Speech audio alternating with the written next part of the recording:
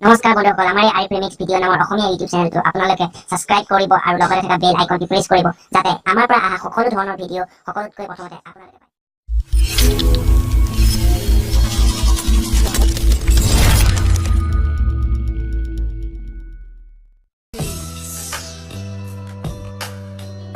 কাৰোবাৰ যদি good morning দিয়া অভ্যাস আছে, বাদ দিয়ক এপ্ৰিলৰ পৰা এই অভ্যাস। গুড মৰ্ণিং মেছেজতো এইবাৰ জিএছটি 18% জিএছটি লাগিব এই মেছেজত।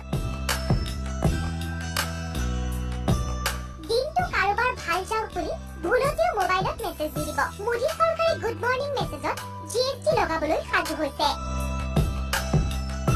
হোৱাটছএপ বা অন্য মোবাইলৰ যোগেদি গুড মৰ্ণিং মেছেজ প্ৰেৰণ কৰিলে জেপৰ পৰা ভৰিব লাগিব অতিৰিক্ত ধন। ৰাষ্ট্ৰীয় সংবাদ মাধ্যমতো প্ৰচাৰ হৈছে এই খবৰ। দেশৰ কোটি কোটি মানুহে প্ৰেৰণ কৰি গুড মৰ্ণিং মেছেজ। চৰকাৰে এই মেছেজবোৰ হ্ৰাস কৰাৰ উদ্দেশ্যে লৈছে এই পদক্ষেপ। প্ৰতিদিনাই কোটি কোটি লোকে আত্মীয় বা বন্ধুবৰ্গলৈ আদান প্ৰদান কৰে গুড মৰ্ণিং মেছেজ, যাৰ ফলত পুৱাৰ ভাগত ইণ্টাৰনেট স্পীড হ্ৰাস পায়। এক বিশ্লেষণত পোহৰলৈ আহিছে এই তথ্য। এই মেছেজৰ সংখ্যা হ্ৰাস কৰি পুৱা ভাগত যাতে ইণ্টাৰনেটৰ স্পীড বঢ়াব পাৰি তাৰ বাবে এনে পদক্ষেপ লোৱা বুলি চৰকাৰী সূত্ৰত প্ৰকাশ পাইছে।